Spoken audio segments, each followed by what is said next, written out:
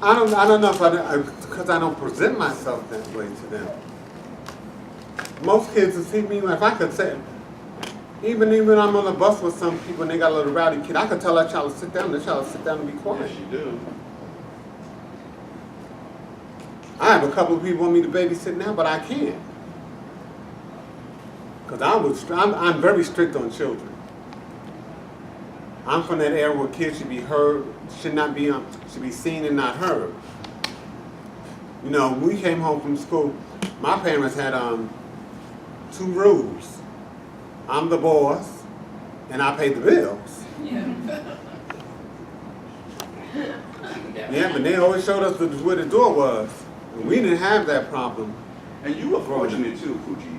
You have to admit you were much fortunate than most of the trans women of that era, because you had your father was very much in your corner. You had a family. That's right, honey. Because I left that. I used to leave that house every night in negligee.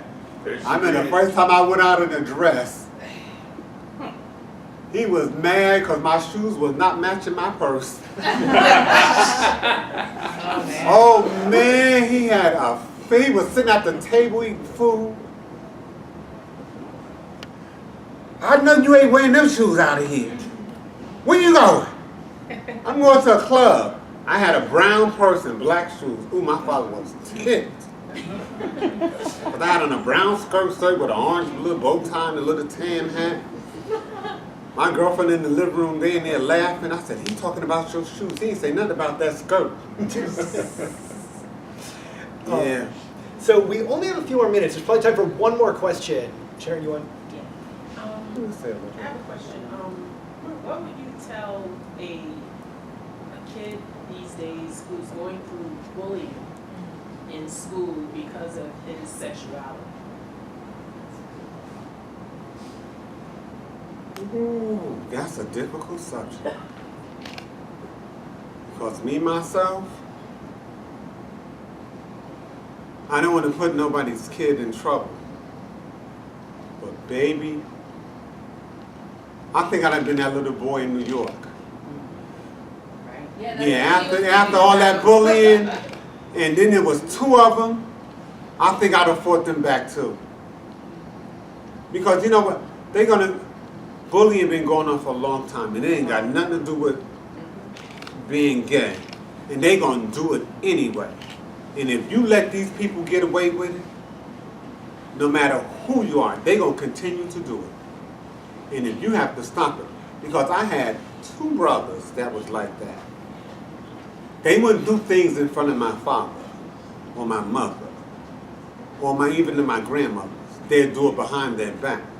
And then being me, I'm being the aggressor, because I'm going right after you do something crazy to me. And I always got into trouble. But being bullied is something you're gonna have to either stand up for yourself or take it. And in this society today, you need to stand up for yourself. Everyone should stand up to a person bullied, because being bullied ain't gonna do good but get you nowhere but beat up, money taken, or end up in the grave. Because if you let somebody keep bullying you, they're gonna kill you. It's just like being an abusive housewife. I would tell them to fight back. Like hell. Fight for your life. Yeah. I would.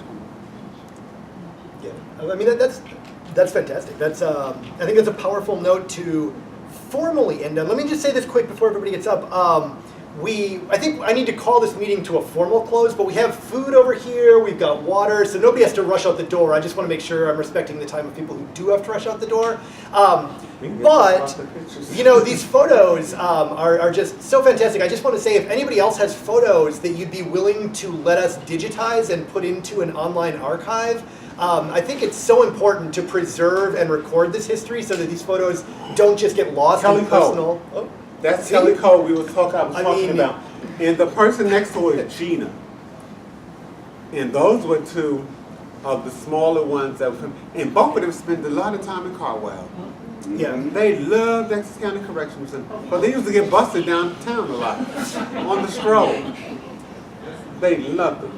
Yeah, see, this is exactly what I mean. I mean, having these photos and being able to comment on them is important. So I'm just saying for folks in the room who maybe have an old stack of photos that you'd be willing to share, we would gladly digitize them and return them to you and preserve them respectfully with whatever commentary you want to offer and record.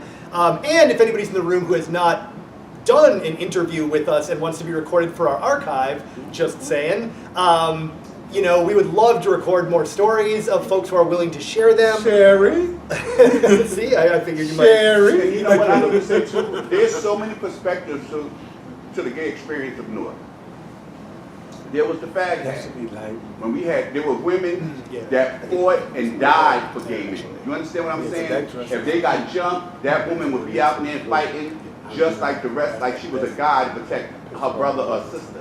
Yeah, it's a great job. That's a big aspect of it. Then we have our relationship with lesbians in Newark. Newark's lesbian and gay, the gays and lesbians have not always really worked out well. Because at one time they had their own thing, we had our own thing, then we got our thing together, then they went back to having their own club. So it's always been a strange relationship for us here in Newark, much different from New York City, who's more accepting, much different than from Chicago, so it's so vast. Newark always had a strange pot of ingredients when it came to personalities about the people in the city of Newark, because we didn't have it, we had it rough, but we were also so, I want to say, so independent here in Jersey and Newark. No, Like, couldn't hold us down. that's the correct word. They were so independent here in Newark. Because like if you be the queen up in Newark, the queen still had to go to the store.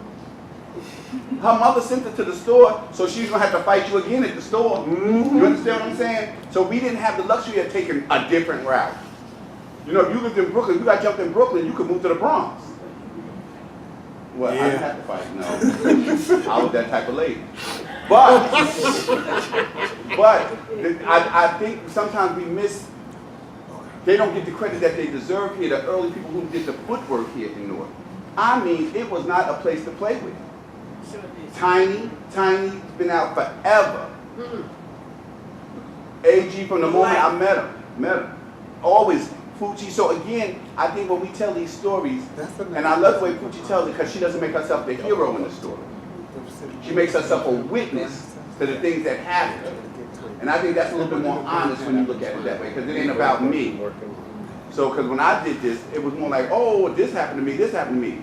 But I wanted to meet people such as Tiny, Sherry, Pucci, the people that had the real stories. You know what I'm saying? Because Sherry's 70.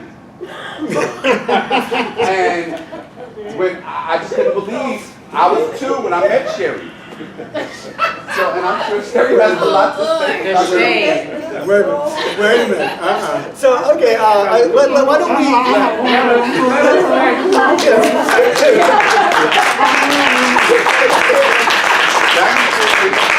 please help yourself to treats back here. Barney was a mess.